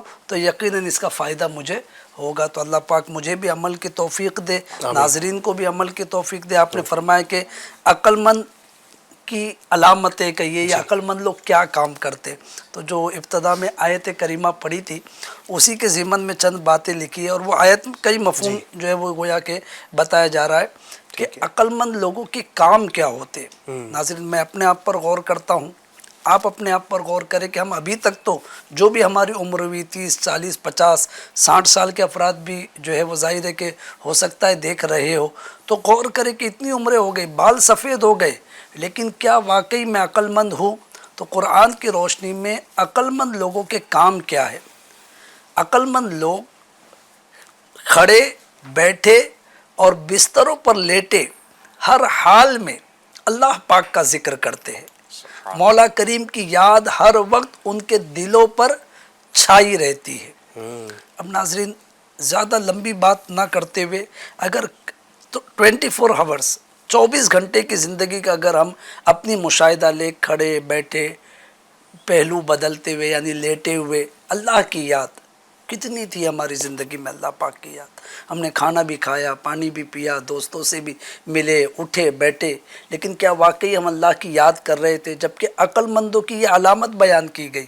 تو اس علامت کی روشنی میں میں اپنے آپ پر غور کروں، آپ اپنے آپ پر غور کریں. دوسری بات بتائی گئی کہ عقل مند لوگ کائنات میں غور و فکر کرتے، آسمانوں اور زمین کی پیدائش اور کائنات کے دیگر عجائبات میں غور کرتے، سبحان اللہ، اور ان کا مقصد اللہ پاک کی عظمت و قدرت کا زیادہ سے زیادہ علم حاصل کرنا ہے. سبحان اللہ، سبحان آج جو ہے دنیا کہتے ہیں کہ مٹھی میں آ گئی ہے، جو ہے سوشل میڈیا کے ذریعے بہت کچھ چند سیکنڈ میں چند منٹوں میں جانا جا سکتا ہے. نیت کیا ہے بندہ غور کرے. جاننے اگر جائز دیکھ رہا ہے تو ممانعت نہیں ہے، صحیح ہے. لیکن غور کرے کہ کیا نیت سے دیکھ رہا ہے. آج صبح جب ہم اٹھتے ہیں علی بھائی، سوشل میڈیا کا دور ہے، اور اٹھنے کے بعد جو بھی اپنے معمولات سے فارغ ہوتے، جیسے ہی سوشل میڈیا کا ہم نے بٹن آن کیا، نیٹ آن کیا، تو میسیجز کی قطار ہوتی ہے، ایسے ہی فلاں کی طرف سے فلاں. بہت سے لوگوں کی عادت ہے پابندی سے کوئی ایک میسیج یا چند میسیجز بھیجتے ہیں، اس میں دینی میسیجز بھی ہوتے ہیں. بہت اچھی بات ہے. میں یہ عرض کرتا ہوں نیت کیا ہے، صحیح. غور کرے کہ کیا نیت سے. اچھا جو میسیج میں آپ کو فارورڈ کر رہا ہوں، لوگوں کو فارورڈ کر رہا ہوں، کیا میں خود اس پر عمل کی نیت کر رکھتا ہوں؟ فارورڈ کرنا اچھی بات ہے، اگر اچھی چیز ہے تو، جائز چیز ہے تو علماء نے اس کی اگر جو ہے وہ یوں کہیے کہ اجازت دی ہے اور تشخیص شدہ ہے، یعنی کہ ریفرنس والی ہے، تو بہت اچھی بات ہے. ورنہ کیا کچھ بھیجا جا رہا ہے، وہ ناظرین بھی سمجھتے ہیں کہ بھائی جو کچھ بھیجا جا رہا ہے اچھا بھیجے، صحیح چیز بھیجے تو یقیناً ثواب ملے گا، جائز ہے اور اچھی چیز ہے. اور اگر غلط بھیج رہے تو گناہ کے جو ہے وہ حقدار ٹھہریں گے. تو عقل مند جو ہوتا ہے نا وہ غور و فکر کرتا ہے. تو لہٰذا اپنے اعمال پر بھی غور کرے، خدا کی قدرت پر بھی، اس کائنات پر بھی غور کرنے کی کوشش کرے کہ وہ کائنات کے عجائبات میں غور و فکر کرتا ہے. اور تیسری بات علی بھائی یہ لکھی ہے یہاں پر کہ کائنات میں غور و فکر کے بعد اللہ پاک کی عظمت ان پر آشکار ہوتی ہے، اور ان کے دل اللہ پاک کی عظمت کے سامنے جھک جاتے ہیں، اور ان کی زبانیں اللہ پاک کی عظمت کے ترانے پڑتی ہیں. سبحان اللہ. علی بھائی ویکیشن چل رہی ہے، چھٹیوں کا دور ہے، بہت سارے افراد ملک یعنی شہر کے باہر یا بیرون ملک بھی سیر و تفریح کے لیے گئے ہوئے. اگر فیملی کے ساتھ اور جائز طریقے سے اور جائز جگہوں پر گئے ہوئے اور جائز کام کر رہے، کوئی ممانعت نہیں ہے، شریعت نے اجازت دی ہے، لیکن ان کو بھی یہ آیت قرآنی دعوت دے رہی ہے. سبحان اللہ، کیا بات ہے. آپ پہاڑ دیکھ رہے، آپ جھرنے دیکھ رہے، آپ بلند و بالا عمارتیں دیکھ رہے، ٹاور دیکھ رہے، برج دیکھ رہے. آپ غور کریں نا اس طریقے سے کہ کیا شان ہے میرے رب کی، کیا قدرت والا ہے، کیا طاقت والا ہے. اس طریقے سے اگر غور کرتے جائیں گے انشاءاللہ الکریم، جب یعنی ناظرین ایک جملہ عرض کرنے کی کوشش کر رہا ہوں، علی بھائی اگر غلطی ہو تو اصلاح فرمائیے، کہ جب اس طریقے سے بندہ غور کرے گا نا، اور جب اس کے دل میں، اس کی زبان پر اللہ کا نام آئے گا، وہ ایک بدن میں ایک سکون کہیے اور خوف اور امید کی کیفیت کہیے وہ محسوس کرے گا کہ یار یہ سب کچھ قدرت میرے رب کی ہے، وہ طاقت والا ہے، وہ قدرت والا ہے. تو جو دیگر ہل اسٹیشنوں پر گئے ہوئے اور جائز طریقے سے اپنے دن وہاں پر شریعت کے مطابق گزار رہے، ناجائز چیزوں سے، اپنی حرام چیزوں سے آنکھوں کی بھی، کانوں کی بھی، زبان کی بھی حفاظت کر رہے، ان کو بھی دعوت دے رہا ہوں کہ اللہ کی قدرت پر غور کرے، اپنے بچوں کو بھی دعوت دے. انشاءاللہ آپ کا سفر اور مزیدار اور لطف والا. انشاءاللہ ماشاءاللہ الرحمن. بہت سارے کام ہمارے جنید بھائی نے بتا دی کہ عقل مند جو ہے وہ اس کے اندر کون کون سے کام ہونے چاہیے. اگر میں یوں بیان کروں کہ سمجھنے کے لیے آپ اس کو یوں سمجھ لیجئے کہ جو کام اللہ اور اس کے رسول کی رضا کا سبب بنتے ہوں، اللہ اور رسول نے جس کام سے منع نہیں کیا ہو اس کام کو کرنے میں عقل مندی ہے، اور جس کام سے اللہ و رسول ناراض ہوتے ہوں تو اس میں عقل مندی نہیں ہے. ٹھیک ہے، یہ یاد رکھیے گا. اب دنیا چاہے اس کو عقل مند کہیں نہ کہیں، آپ نے یہ اپنے سامنے چیز رکھنی ہے، اس کے مطابق آپ نے دیکھنا ہے کہ ہم عقل مند ہیں یا نہیں. انشاءاللہ اس کے مطابق کریں گے اور اللہ نے چاہا تو برکت نصیب ہوں گی. مزید بھی ٹاپک کو لیں گے، بہت اچھی گفتگو چل رہی ہے. ہمارے ناظرین بھی ہمارے ساتھ ماشاءاللہ ہوتے ہیں اور ہمارے نعت خواں سے کچھ کلاموں کی فرمائش بھی کرنا چاہتے ہیں. دیکھتے ہیں کہ آج ہمارے ناظرین نے ہم سے کیا فرمائشیں کی ہیں. یوٹیوب پر ماشاءاللہ کچھ ہمارے پاس کمنٹس آ رہے ہیں لائیو چیٹ کے ذریعے سے. خواجہ پیر اشرفی ہیں، السلام علیکم. وعلیکم السلام ورحمۃ اللہ وبرکاتہ. واہ کیا جود و کرم ہے شہ بطحا تیرا. یہ کلام سنا دیجیے. ٹھیک ہے انشاءاللہ الرحمن. بنت عبد القدیر، حج کا سفر ہو پھر عطا یا رب مصطفیٰ. انشاءاللہ سناتے ہیں. پٹیل سر السلام علیکم وعلیکم السلام ورحمۃ اللہ وبرکاتہ. کون شہر مکہ میں صبح صبح آیا ہے؟ انشاءاللہ. ٹھیک ہے. انس اشرفی بھائی ہیں. زمانہ بھول جاؤ گے، ہرا گنبد جو دیکھو گے زمانہ بھول جاؤ گے، یہ کلام سننا چاہتے ہیں. ٹھیک ہے بھائی. جاوید حسین صاحب ہیں. السلام علیکم وعلیکم السلام. جو ہو چکا ہے جو ہوگا حضور جانتے ہیں. کیا بات ہے. طیبہ بڑی دور آقا، طیبہ بڑی دور، میٹھا مدینہ دور ہے، جانا بھی ضرور. یہ کلام سننا چاہتے ہیں. آئیے انشاءاللہ کلاموں کو کچھ شامل کرتے ہیں. آپ بھی ہمارے ساتھ پروگرام میں شامل ہیں تو ایسا ہو کہ نعت پاک جب یہاں سے پڑھی جائے تو اپنے گھروں میں یا جہاں سے بھی آپ ہمیں دیکھ رہے ہیں آپ بھی ساتھ میں پڑھیں. انشاءاللہ بڑا لطف حاصل ہوگا انشاءاللہ. جی. واہ کیا جود و کرم ہے شہر بطحا تیرا، نہیں سنتا ہی لگی مانگنے والا تیرا. میں تو مالک ہی کہوں گا کہ گو مالک کے حبیب. میں تو مالک ہی کہوں گا کہ گو مالک کے حبیب. یعنی محبوب وہ محب میں نہیں میرا تیرا. کون شگر مکہ میں صبح صبح آیا گئے، جس کے نور سے عالم سارا جگمگایا گئے، جس کے نور سے عالم سارا جگمگایا گئے. غیب سے ندا آئی آمنہ مبارک کو، غیب سے ندا آئی آمنہ مبارک کو. تو نے رحمت حق سے نور حق کا پایا گئے، تو نے رحمت حق سے نور حق کا پایا گئے. ہرا گنبد جو دیکھو گے زمانہ بھول جاؤ گے، ہرا گنبد جو دیکھو گے زمانہ بھول جاؤ گے. اگر طیبہ کو جاؤ گے تو آنا بھول جاؤ گے. اگر طیبہ کو جاؤ گے تو آنا بھول جاؤ گے. اگر تم جان لو ایک حافظ قرآن کی عظمت، اگر تم جان لو ایک حافظ قرآن کی عظمت، تم اپنے بچوں کو انگلش پڑھانا بھول جاؤ گے.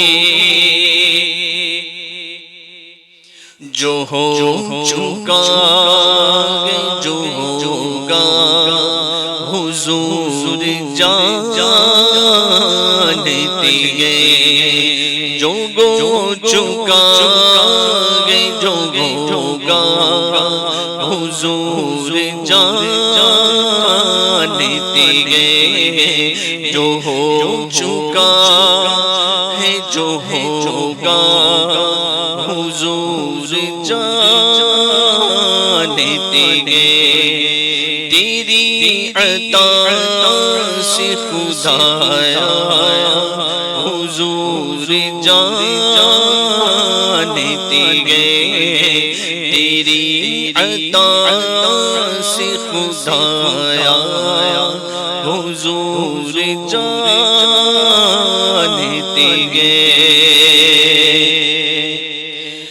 میٹھا مدینہ دور گئے جانا بھی ضرور گئے، طیبہ بڑی دور آقا طیبہ بڑی دور، اللہم صلی علی سیدنا محمد، اللہم صلی علی سیدنا محمد، میرے آقا میرے سرور میرا بیڑا پار گو، طالب ہوں میں آپ کا شاہ، مجھ کو عطا دیدار ہو، نظر کرم سرکار آقا، نظر کرم سرکار ہو، آپ کا منگنا آپ کا سایہ، حاضر دربار ہو، طیبہ بڑی دور آقا طیبہ بڑی دور، اللہم صلی علی سیدنا محمد، اللہم صلی علی سیدنا محمد۔ سبحان اللہ، کیا بات ہے، ماشاءاللہ۔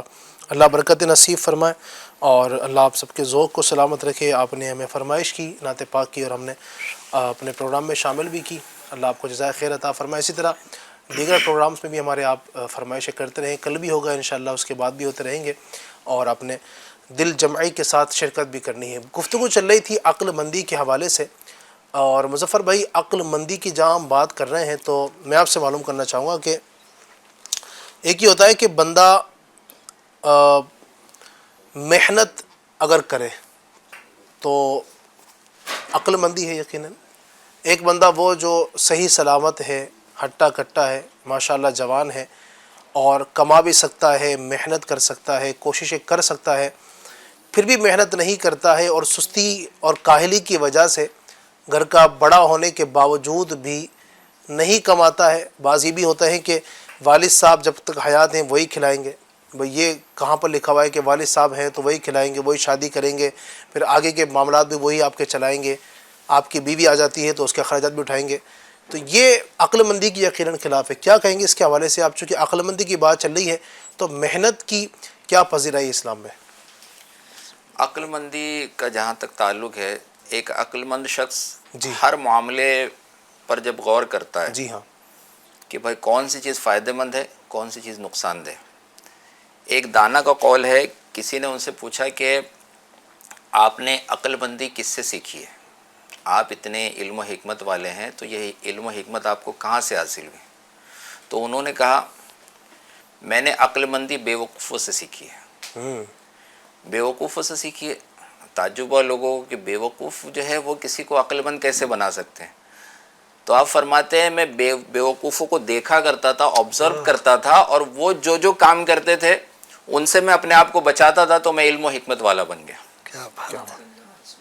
تو جب بندہ ایک عقل مند شخص ہے نا، غور کرتا ہے ہر معاملے میں، دنیاوی معاملے میں، آخرت کے معاملے میں، سب سے پہلے تو آخرت کا جو معاملہ کہ بندہ آخرت میں کام آنے والے عمل کرے، مرنے کے بعد کے لیے عمل کرے، پھر دنیاوی زندگی گزارنے کے لیے بندہ جس طرح سے دیکھتا ہے کہ ایک بیسک نیڈس ہے، روٹی، کپڑا اور مکان، کھانا، غذا، پہننے کے لیے کپڑے، رہنے کے لیے گھر، آنے جانے کے لیے سواری، یہ ساری بنیادی جو چیزیں ہیں، اور یہ ساری چیزیں نا محنت کے بغیر حاصل نہیں ہوتی۔ ایک عقل مند جب اس کو غور کرتا ہے یہ چیزیں ضروری ہے، حاصل کرنا ضروری ہے، اور پھر مزید جب عقل سے مشورہ کرتا ہے کیا یہ چیزیں بغیر محنت کے آ سکتی ہے، تو اس کا جواب ہوتا ہے کہ بغیر محنت کے نہیں آ سکتی، کیونکہ یہ بھی کہا گیا ہے دیر از نو شارٹ کٹ ٹو سکسیس. کامیابی کے لیے کوئی شارٹ کٹ راستہ نہیں ہے کہ یہاں سے چلے جاؤ یوں یوں کر لو. اور کئی بار ایسا ہوتا ہے، یہ بھی کہا جاتا ہے کہ جو جس فائدے میں، جس بزنس میں، جس چیزوں میں نفع جو حد سے زیادہ ہوتا ہے، تو وہ بزنس، وہ کام اکثر جو ہے نا وہ شرافت کی حد سے باہر ہوتا ہے، ناجائز کاموں کی طرف ہوتا ہے، گناہ کے کاموں کی طرف ہوتا ہے کہ بھائی بہت زیادہ منافع ملے گا. تو جو آدمی ایک جائز صحیح طریقے سے کامیابی ترقی حاصل کرنا چاہتا ہے، اس کو محنت بھی کرنا ہوگی، اس کو کام بھی کرنا ہوگا. اور بغیر محنت کے بندہ نہ مال حاصل کر سکتا ہے، نہ بغیر محنت کے بندہ جو ہے علم حاصل کر سکتا ہے. اگر علم سیکھنے کے لیے بھی جا رہا ہے، اسکول میں داخل ہوا تو اس کو پڑھائی کرنی ہوگی، جامعۃ المدینہ میں داخل ہوا ہے، عالم کورس کر رہا ہے تو وہاں بھی اس کو توجہ سے پڑھنا ہوگا، محنت کرنی ہوگی.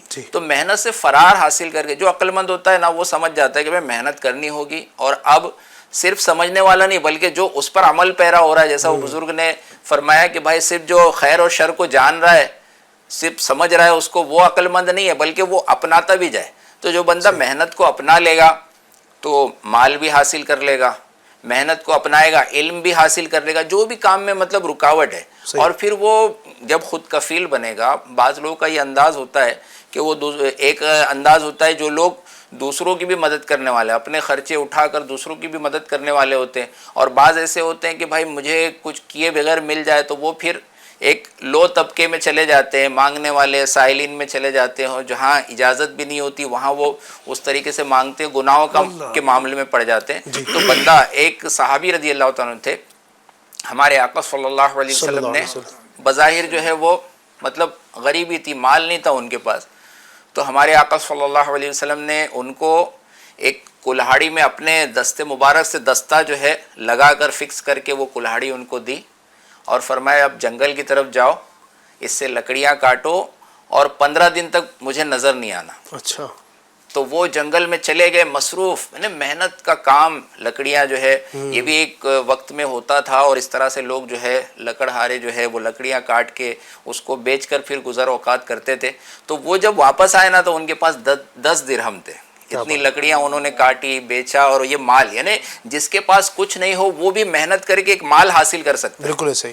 تو ہمارے آقا صلی اللہ علیہ وسلم نے ان کی حوصلہ افزائی فرمائی. تو اب وہ بندہ اگر یہ چیزیں اختیار کرے گا تو ایک فائدے میں اپنا مطلب ترقی جو ہے نا اس چیز میں آگے بڑھتا جائے گا.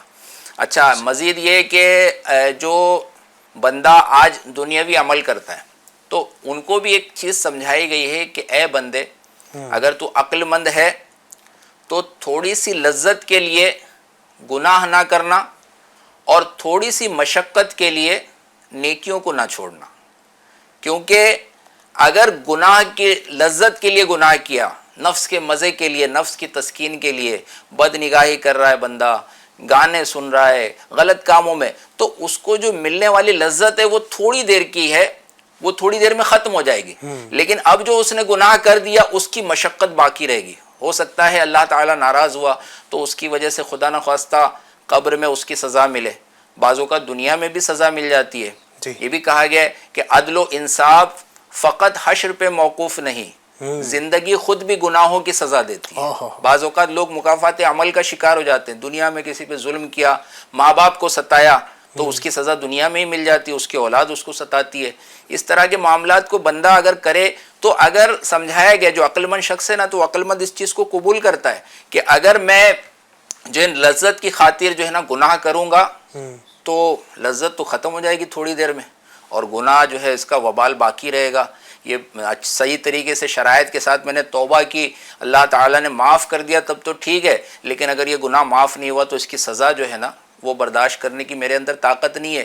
تو بندہ اس کو ترک کرے. اسی طرح مشقت کی وجہ سے، بھائی سردی کا وقت ہے، کیسے اٹھوں، وضو کیسے کروں، نماز فجر پڑھنا ہے، یا بہت نیند آ رہی ہے، بہت تھکن ہے، عشاء کی نماز پڑھوں یا سو جاؤں. اس انداز سے بندہ یہ دیکھے کہ مشقت کی وجہ سے کوئی نیکی نہ چھوڑے، بلکہ نفل بھی جو کام ہے، جو موقع مل رہا ہے کہ آج تھوڑی دیر کے لیے میں نے تکلیف اٹھا لی نا، یہ تکلیف ختم ہو جائے گی، رات کو سوؤں گا، ساری تھکن اتر جائے گی. لیکن اگر اس کی وجہ سے میں نے نیکی چھوڑ دی نا تو یہ میرا بڑا نقصان ہو جائے گا. تو اس طرح کے انداز میں بندہ جو ہے نا غور و فکر کرے. پھر سکسیسفل جو لوگ ہیں، عقل مند جو ہے وہ جو لوگوں کو دیکھتا رہتا ہے. بعض لوگ ہوتے ہیں جو دوسروں سے عبرت حاصل کرتے ہیں اور بعض ایسے ہوتے ہیں جو دوسروں کے لیے عبرت بن جاتے ہیں. تو عقل مند شخص ہے نا وہ لوگوں کو دیکھتا رہتا ہے، یہ فلاں اچھا یہ کام کاج کر رہا ہے، یہ جاب بھی کر رہا ہے، یہ کمائی بھی کر رہا ہے، جائز طریقے سے لوگوں کی مدد کر رہا ہے، اپنے گھر والوں کے خرچے اٹھا رہا ہے، بہت اچھا کام کر رہا ہے. تو ہاں اس کی طرح بننا چاہیے.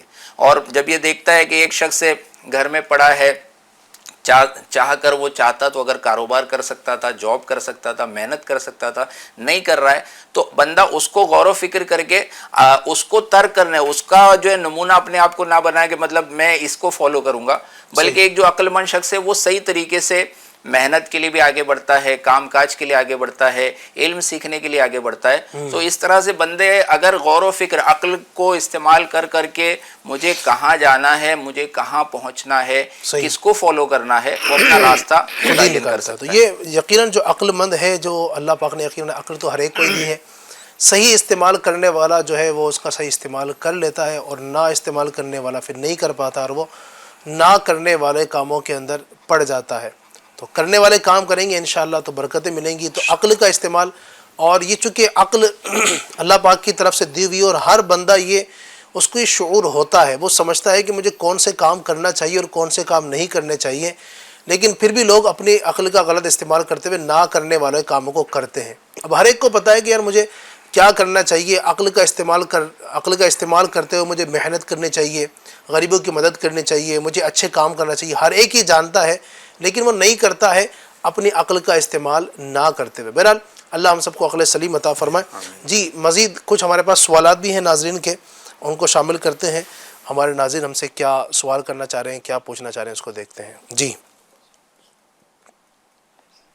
السلام علیکم علی بھائی، میرا نام ریاض ہے، میں جوا پورہ احمدآباد سے بولتا ہوں. میری فرمائش یہ ہے کہ ایک نعت شریف بچی سے سنا دو، مجھے بھی لے جائے مدینہ. مجھے بھی لے جائے مدینہ. کیا بات ہے، مجھے لے چلو اللہ آپ کو بھی مدینہ. لے جائے مدینہ، اللہ مجھے بھی لے جائے مدینہ، ہم سب کو اللہ مدینہ پہنچا دے. سبحان اللہ. مجھے لے چلو مدینہ، میرا دل تڑا. ہو سکتا ہے وہ کلام سننا چاہ رہا ہوں. انشاءاللہ شامل کرتے ہیں. کچھ مزید بھی سوالات ہیں ہمارے ناظرین کے، کچھ وائس وغیرہ آئی ہیں، وہ بھی ذرا چلائیے گا. السلام علیکم ورحمۃ اللہ وبرکاتہ. وعلیکم السلام ورحمۃ اللہ وبرکاتہ. شعیب رضا تاریم عمرہ سے عرض کر رہا ہوں. مجھے یہ کلام سنا دیجئے. مجھ کو درپیش ہے پھر مبارک سفر. جزاک اللہ خیر. السلام علیکم ورحمۃ اللہ. وعلیکم السلام ورحمۃ اللہ وبرکاتہ. انشاءاللہ جی ایک ایک شعر شامل کر دیجیے. مجھ کو درپیش ہے مبارک سفر، قافلہ پھر مدینے کا تیار ہے. مجھ کو درپیش ہے مبارک سفر، قافلہ پھر مدینے کا تیار ہے. نیکیوں کا نہیں کوئی توشا فقط میری جھولی میں اشکوں کا ایک ہار ہے. جرم و عصیان سے اپنے لجاتا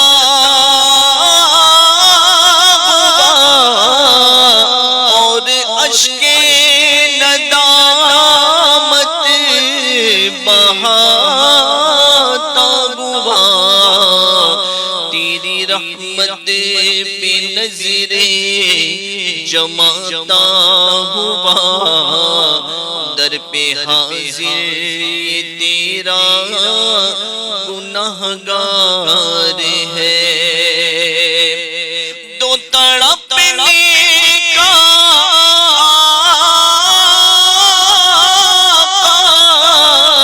قرینہ مجھے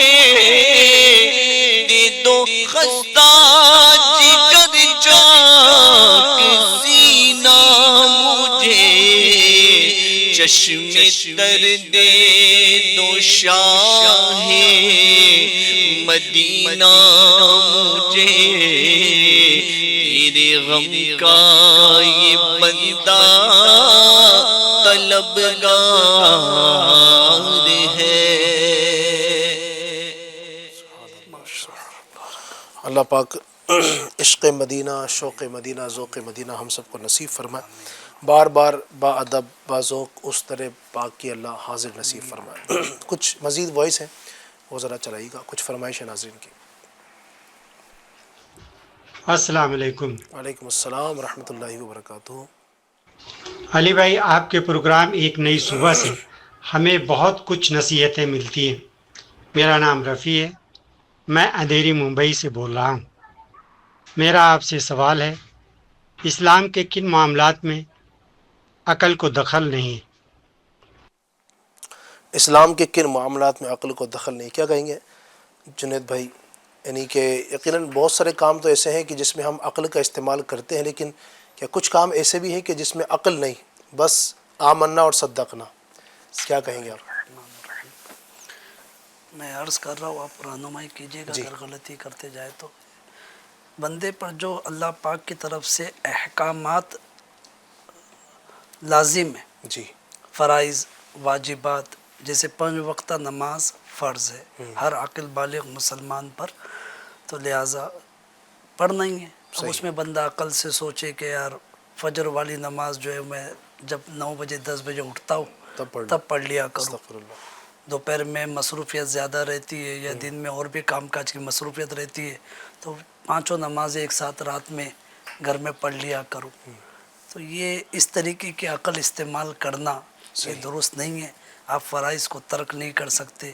اسی طریقے سے حج فرض ہو چکا ہے، اب حج فرض ہے، ایام حج بھی جو ہے قریب ہے اور شرائط پائی جا رہی ہے، اسباب بھی ہے، لیکن کوئی بھی حیلہ اپنے طور پر سوچ لینا کہ پہلے یہ کام ہو جائے پھر میں حج کر لوں گا، بچی کی شادی ہو جائے پھر حج کر لوں گا، فلاں کیس چل رہا ہے وہ کیس کا مقدمہ سولو ہو جائے، یا فلاں پراپرٹی خریدنی ہے پہلے وہ لے لوں، بال بچوں کے لیے کچھ جو ہے یہ بن جائے گی۔ تو یہ ساری چیزیں اپنی عقل سے سوچنا اور احکامات خداوندی سے روح گردانی کرنا، شریعت نے اس کی اجازت نہیں دی ہے۔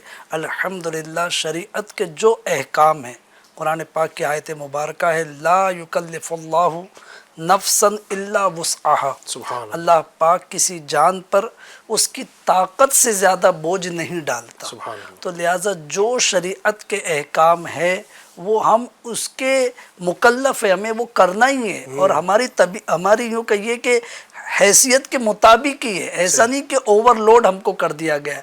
آپ وہ کام کرتے جائے، انشاءاللہ جو آپ کے ذہن میں ہے، جو آپ کی نیتیں اگر جائز ہے، صحیح ہے، وہ بھی پوری ہو جائے گی انشاءاللہ۔ اور اگر اس طریقے سے شریعت کے خلاف، جیسے ماہ رمضان آیا اس میں امتحان کے دن آ گئے، تو اب یہ بچوں کو مشورہ دے دینا کہ ٹھیک ہے روزے فرض ہے اپنی جگہ پر ہے، لیکن تم پہلے امتحان دے دو روزے رکھے بغیر اور یہ روزوں کی قضا کر لینا۔ تو بھائی آپ کو کس نے کہا یہ کرنے کے لیے؟ آپ نے اپنے ذہن سے کیوں سوچ لیا؟ یہ عقل مندی جو ہے یہ اس عقل کی اجازت مندی نہیں نہیں ہے، صحیح۔ یہ شریعت کے خلاف ورزی ہے، اس کی شریعت آپ کو اجازت نہیں دیتی، تو آپ کہیں گے کہ پھر اس کے مارکس کم آ جائیں گے۔ میں ایک بات عرض کرنا چاہوں گا، کیا جتنے بچوں کے مارکس کم آئے سب نے روزے رکھے تھے؟ کیا بات، اسی لیے کم آئے۔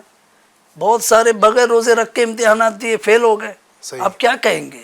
تو لہٰذا شریعت کے جو احکامات ہیں اس پر عمل کر، بہت ساری ایسی مثالیں ہو سکتی ہے، تو عقل کو پیچھے رکھے، شریعت کو مقدم رکھے، شریعت کے مطابق اپنی عقل کو استعمال کرے، انشاءاللہ دنیا میں بھی آپ ترقی کریں گے اور آخرت میں بھی اس کے فوائد حاصل ہوں۔ زبردست، بہت اچھا، ماشاءاللہ۔ عقل کا صحیح استعمال تو یہی ہے کہ اللہ رب العزت اور اس کے حبیب صلی اللہ علیہ وسلم نے جن کاموں کو کرنے کا حکم دے دیا نا، ہماری اتنی چھوٹی سی عقل میں نہیں بھی آتا ہے نا وہ، تو وہ ہماری عقل کا قصور ہے۔ ہم اللہ اور اس کے رسول کے فرمان کے آگے بس چوں چرا نہیں۔ انہوں نے فرما دیا آمنا و صدقنا، یہ جو آزاد خیالی کا جو نعرہ لگاتے ہیں اور جو لوجک ہر بات میں تلاش کرنے کی کوشش کرتے ہیں نا، یہ وہ لوگ اس میں گھستے ہیں۔ ٹھیک ہے، ہم الحمدللہ ہم اللہ و رسول نے جو فرما دیا نا اس کے آگے ہم سر تسلیم خم یعنی علی بھائی یوں بھی کہہ سکتے ہیں نا جی ہاں۔ کہ ہم عقل کو کس کے خلاف استعمال کر رہے ہیں؟ جس نے ہمیں عقل دی ہے. اللہ اللہ، واہ کیا بات کہہ دی آپ نے، بہت خوب. عقل دی کس نے؟ پیدا کس نے کیا؟ تخلیق کس نے کی؟ اللہ پاک نے. سبحان اللہ. تو اللہ کی دی ہوئی عقل کو، اس کی نعمت کو ہم اس کے احکام کے خلاف استعمال کرنے کی بات کر رہے ہیں. اللہ اکبر، ہم سوچیں کہ کیا کر رہے ہیں ہم. کیا بات ہے، کبھی بھی کامیاب نہیں ہو کبھی سکتے بھی اس کامیاب نہیں طریقے ہو سے. سکتی. یقیناً تو جس رب الانام عز و جل نے ہمیں عقل دی ہے، اسی نے ہمیں حکم ارشاد فرما دیا کہ نماز پڑھو، بس پڑھنا نماز. اب یہ نہیں کہ میں نہیں پڑھوں گا، اور جو بھی مثالیں دی ہمارے جنید بھائی نے کہ میں اس کو بعد میں پڑھ لوں، یہ عقل کا استعمال بھی کچھ لوگ کرتے ہیں، اور ایسا کرنے والے کر بھی رہے ہیں. کرنے والے ایسا کر بھی رہے ہیں کہ وہ ایک ساتھ جو نا 5 ٹائم کی نماز وہ اپنے آفس سے دفتر سے آتے ہیں تو پڑھتے ہیں. تو یاد رکھیے اس طرح اگر ادا کی نیت سے پڑھتے ہیں تب تو نماز ہوگی ہی نہیں کہ میں اس کو ادا کر رہا ہوں. قضا کی نیت سے وہ پڑھتے ہیں پھر الگ ایک کام ہے، جان بوجھ کے قضا کیا تو وہ گنہگار الگ ہوں گے. وہ تمام معاملات ہیں. تو اس لیے بندہ ان تمام معاملات میں جو ہے وہ عقل کا استعمال نہ کر کے، بلکہ عقل مندی ہے ہی ہے، اس کا عقل کا یہاں پر استعمال یہی ہے کہ جو انہوں نے فرما دیا نا اس کو لبیک کہنا بس. انشاءاللہ اس میں ہمارے لیے عافیت ہوگی انشاءاللہ. کہیں کہیں جو عقل کا استعمال کرنے سے منع بھی کیا گیا، جیسے ابھی غور و فکر کی بات چل رہی تھی، قرآن پاک میں دعوت دی گئی تو اللہ تعالیٰ کی مخلوقات میں غور کرنے کا حکم دیا گیا. آسمان کے بارے میں غور کرے بندہ، زمین کے بارے میں جو بھی مخلوقات ہے، عجائبات ہے، اس کے بارے میں غور کرے، لیکن ذات باری تعالیٰ کے بارے میں غور کرنے سے منع کیا گیا کہ عقل ہماری عقل محدود ہے. اللہ تعالیٰ کی صفات، اللہ تعالیٰ کی ذات، اللہ تبارک و تعالیٰ جو ہے جب ہمیشہ سے ہے، ہمیشہ رہے گا، تو بندہ اس کی عقل میں یہ ساری باتیں نہیں آ سکتی. تو اللہ کے بارے میں بھی غور و فکر کرنے، عقل استعمال کرنے سے منع کیا گیا. اسی طرح تقدیر کا جو معاملہ ہے، تقدیر کے بارے میں بھی غور و فکر کرنے سے منع کیا گیا ہے.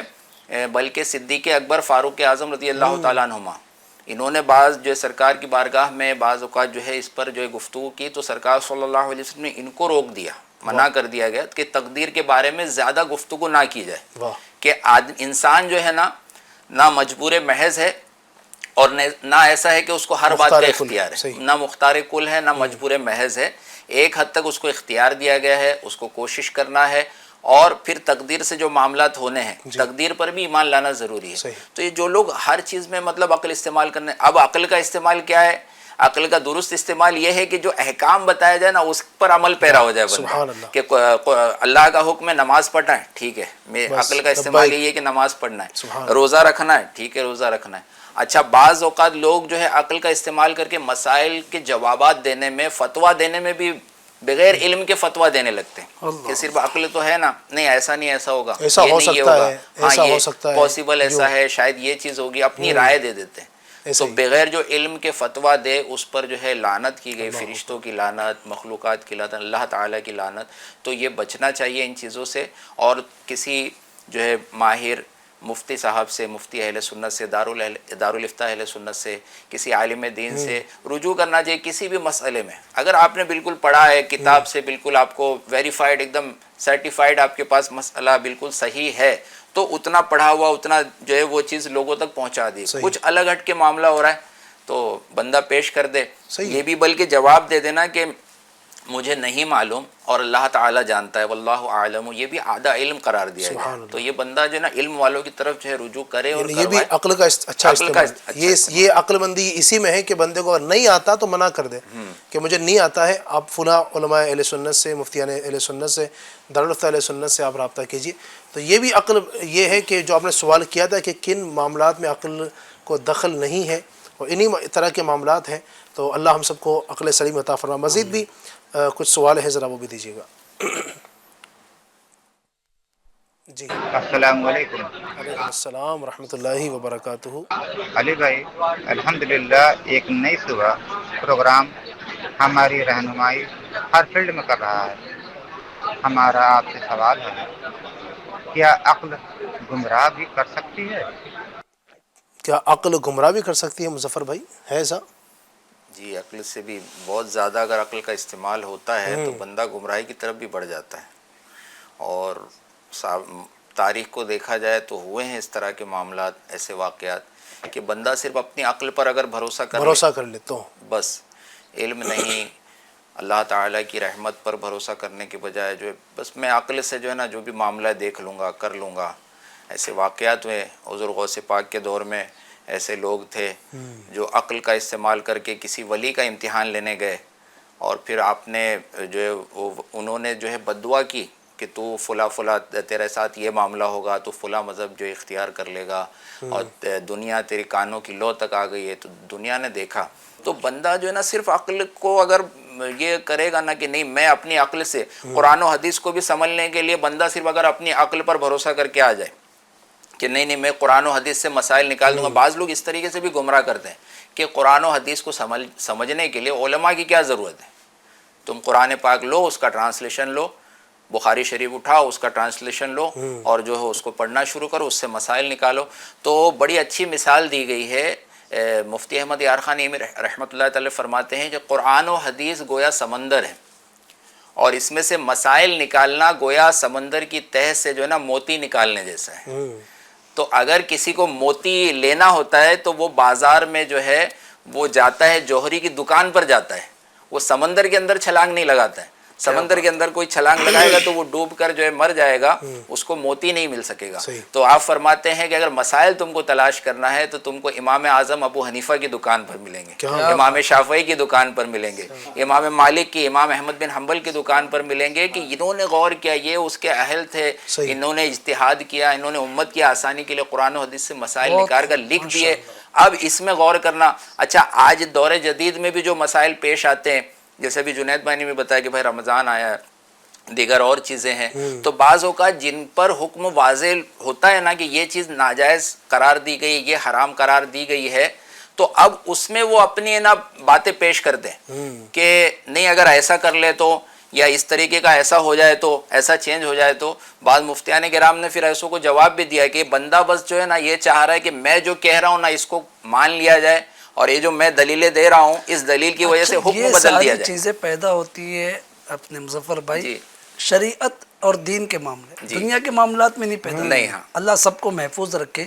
خدا نہ خواستہ طبیعت بگڑی، ڈاکٹر کے پاس گئے، ڈاکٹر نے چیک کیا، جو لکھا، ڈاکٹر کو یہ نہیں کہیں گے کہ اگر یہ ایسا نہیں ایسا کر لیا جائے تو. ڈاکٹر نے کہا کہ یہ ٹیسٹ کرا لو، یہ نہیں کہیں گے کہ اگر نہ کراؤ تو. ڈاکٹر نے کہا آپریشن کرنا پڑے گا، ہاں فلاں جگہ ٹیسٹ کرانا پڑے گا، فلاں جگہ آپریشن کرنا. تو ڈاکٹر سے یہ کلام نہیں ہوگا، کیونکہ ظاہر ہے جانتے ہیں کہ بھائی ڈاکٹر دماغ والا ہے، ڈاکٹر نے سمجھداری سے علاج بتایا. بلکہ اگر ڈاکٹر نے لکھ کر دے دیا، اگر کوئی مشورہ بھی دے گا کہ یار مت کرو چلے گا، نہیں بھائی طبیعت کا معاملہ ہے، دھیان رکھنا پڑے گا. تو لہٰذا جب ڈاکٹر کے معاملات میں آپ اتنی احتیاط برت رہے ہو، برتنی چاہیے. میں یہ نہیں کہتا کہ غلط کر رہے، اگر واقعی ڈاکٹر صحیح ہے اور تجربے کار ہے تو اس سے فائدہ اٹھانا چاہیے، بے احتیاطی نہیں کرنی چاہیے. جبکہ ڈاکٹر کی کچھ نہ کچھ معلومات انسان کو ڈاکٹری کی ہوتی ہے. شریعت کے معاملے میں کیا معلومات ہے آپ کو؟ کچھ نہیں ہوتی ہے. حلال حرام جائز ناجائز کیا جانتے آپ؟ کتنی کتابیں پڑھی آپ نے؟ ظاہر ہے کہ خالی نام سنے آپ نے، بہت علماء ہی سے سنا ہے آپ نے، تو آپ ڈائریکٹ فتویٰ کیوں دے رہے؟ میری عقل سے ایسا ہونا چاہیے، مجھے یہ سمجھ میں آتا ہے، یہ کر لینا چاہیے، تو وہ درست نہیں ہے. گھروں کے اندر یہ نہیں جو آپ دیکھیں نا، گھروں بعض اوقات ہوتا ہے کہ گھر میں طلاق ہو گئی نا، اب جو گھر کے بڑے بوڑھے کیا کہتے ہیں اللہ معاف کرے گا، چھوڑو جو ہوا، اس نے 3 طلاق دے دی. اب اس کا کیا حکم ہے؟ شریعت نے، علماء نے بیان کیا ہے جو اس کے معاملات ہیں.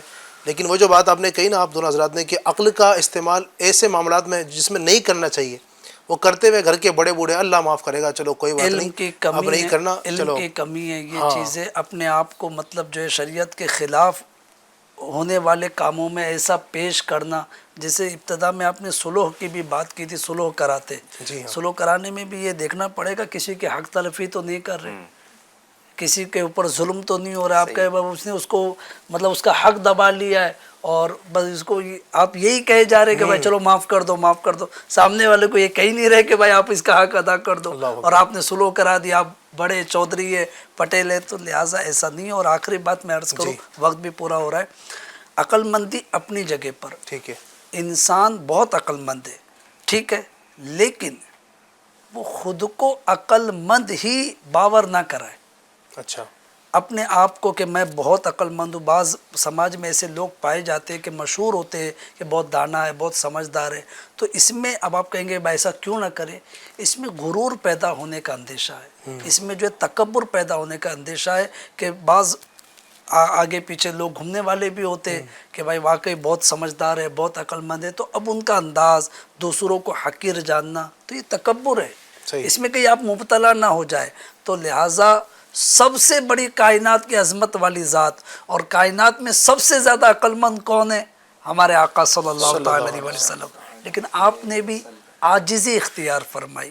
ہاں, تو لہٰذا علی بھائی یہی ہونا چاہیے کہ اگرچہ دنیا آپ کو عقل مند کہہ رہی ہے, لیکن آپ خود اپنے آپ کو عقل مند نہ کہے, اپنے آپ کو عقل مند بڑا نہ سمجھے, عاجزی اختیار کرے. جو اچھے فیصلے آپ کر بھی رہے اس کو اللہ کی رحمت پر منحصر جانے کہ یہ جو کچھ ہوا اچھا اللہ کی رحمت سے ہوا, میری عقل اپنی جگہ پر میرے رب کا فضل ہوا تو یہ میں نے اچھا فیصلہ کر لیا, یہ میں نے اچھا ڈیسیزن لے لیا. کیا بات ہے, ماشاءاللہ, اللہ عمل کی توفیق عطا فرمائے. بہت زبردست آج کے ٹاپک کے حوالے سے ہم نے آپ کے سامنے باتیں بیان کی ہیں, اور نعتوں کی تو ماشاءاللہ بھی فرمائش ہے, لیکن ظاہر ہے کہ پروگرام ہمارا اختتام کی طرف ہے, ٹائم کی اجازت نہیں دے رہا ہے. میسج پڑھ دیتا ہوں, بس نعت شریف سنا دیجئے.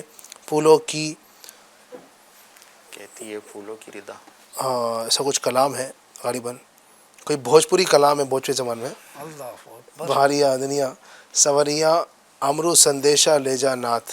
کیا بات ہے. خیر ہمارے الطاف بھائی تو بھوجپوری زبان جانتے نہیں ہوں گے ہمارے, جی بھوجپوری ناظرین بھی, بھوجپوری ناظرین بھی اس وقت میں دیکھ رہے ہیں, پنجابی بھی ہوں گے بھائی, مختلف علاقوں سے دیکھ رہے ہوں گے. اللہ آپ کا ذوق اور شوق سلامت رکھے. اچھا ناظرین, آپ کو آخر میں ایک خوشخبری سناتا ہوں. ناظرین الحمدللہ رب العالمین, آنے والے سنڈے یعنی 25 مئی کو انشاءاللہ الرحمن ہمارے اس پروگرام ایک نئی صبح میں چیف گیسٹ کے طور پر تشریف لا رہے ہیں نگران ہند مشاورت آل رسول الحاج سید محمد عارف علی اتاری صاحب. انشاءاللہ حضرت کا آپ نے دیدار بھی کرنا ہے 25 مئی کو, اور انشاءاللہ الرحمن آپ کچھ سوالات حضرت سے کرنا چاہتے ہیں وہ بھی آپ کر سکیں گے. تو خاص طور پر 25 مئی سنڈے کو ہونے والے ایک نئے صبح پروگرام کی آپ دعوت کو عام بھی کیجیے. اپنے دوست و احباب میں, اپنے جاننے والوں میں, رشتہ داروں میں جتنا زیادہ لوگ شرکت کریں گے انشاءاللہ آل رسول کی وہ زیارت بھی کر سکیں گے, ان کے ملفوظات اور مدنی پھول بھی سن سکیں گے. تو اس دعوت کو بھی عام کیجیے. آپ نے خود بھی انشاءاللہ کل بھی شرکت کرنی ہے, پرسوں ہی ہمارا پروگرام ہوگا, پھر سنڈے کو بھی انشاءاللہ الرحمن پروگرام ہوگا. تو سنڈے والے پروگرام کی خاص طور پر آپ تشہیر کیجیے, زیادہ سے زیادہ لوگ اس پروگرام میں شرکت کر سکیں. اللہ پاک ہمیں عمل کی توفیق عطا فرمائے. آئیے الصلوۃ والسلام پڑھتے ہیں. تم پر لاکھ سلام آقا, تم پر لاکھ سلام آقا, تم پر لاکھ سلام آقا, تم پر لاکھ سلام آقا. سب سے اعلیٰ عزت والے, غلبہ قہر و طاقت والے, حرمت والے, کرامت والے, تم پر لاکھ سلام, تم پر لاکھ سلام آقا, تم پر لاکھ سلام آقا, تم پر لاکھ سلام آقا, تم پر لاکھ سلام آقا. خواب میں آ کے جلوہ دکھاؤ, نوری کو تم نوری بناؤ. خواب میں آ کے جلوہ دکھاؤ, نوری کو تم نوری بناؤ. اے چمکیلی رنگت والے, اے چمکیلی رنگت والے, تم پر لاکھ سلام, تم پر لاکھ سلام آقا, تم پر لاکھ سلام. الحمد للہ رب العالمین والصلاة والسلام علی سید المرسلین اللہم ربنا آتنا فی الدنیا حسنۃ وفی الآخرۃ حسنۃ وقنا عذاب النار اللہم ربنا اغفر لنا ولاخواننا الذین سبقونا بالایمان. یا اللہ پاک ہماری ہمارے ماں باپ کی اور ساری امت کی مغفرت فرما. ہمارے تمام صغیرہ کبیرہ گناہوں کو اپنی رحمت سے معاف فرما. ہمیں نیکیاں کرنے، نیکی کی دعوت کو عام کرنے، برائیوں سے بچنے اور دوسروں کو بچانے کی توفیق عطا فرما. اے رب کریم عز وجل، ہم نے پروگرام کیا، رب کریم جو باتیں بیان کی ہیں ہمیں خود بھی عمل کرنے اور دوسروں کو بھی عمل کرنے کی توفیق عطا فرما. اے رب کریم عز وجل، عالم اسلام کے تمام مسلمانوں کی خیر فرما. جہاں جہاں تیرے بندے تیری بندیاں بیمار ہیں، پریشان حال ہیں، تکلیفوں میں ہیں، ٹینشنوں میں ہیں، دکھ درد میں ہیں مولا، ظلم و ستم کے شکار ہیں، جس طرح کی بھی پریشانیوں میں گرفتار ہیں، یا اللہ سب پر رحم فرما، سب پر کرم فرما، سب کے لیے آسانی عطا فرما. جن جن نے دعاؤں کے لیے کہا ہے اے اللہ سب کو ان کی جائز مرادیں عطا فرما دے. اے رب کریم بار بار پیارا پیارا مکہ، میٹھا میٹھا مدینہ دکھا دے. کہتے رہتے ہیں دعا کے واسطے بندے تیرے، کر دے پوری آرزو ہر بے کسو مجبور کی.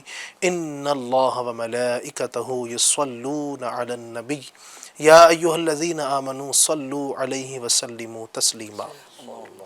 صلی اللہ علی النبی الامی وآلہ صلی اللہ علیہ وسلم. صلاۃ و سلام علیک یا رسول اللہ. مجلس کے اختتام کی دعا پڑھ لیجئے. سبحانک اللہم وبحمدک لا الہ الا انت استغفرک واتوب الیک. سبحانک اللہم وبحمدک لا الہ الا انت استغفرک واتوب الیک. سبحانک اللہم وبحمدک لا الہ الا انت استغفرک واتوب الیک. صلو علی الحبیب صلی اللہ علی محمد برحمتک یا ارحم الراحمین. تیری رضا پہ کھلے آنکھ، لب پہ ہو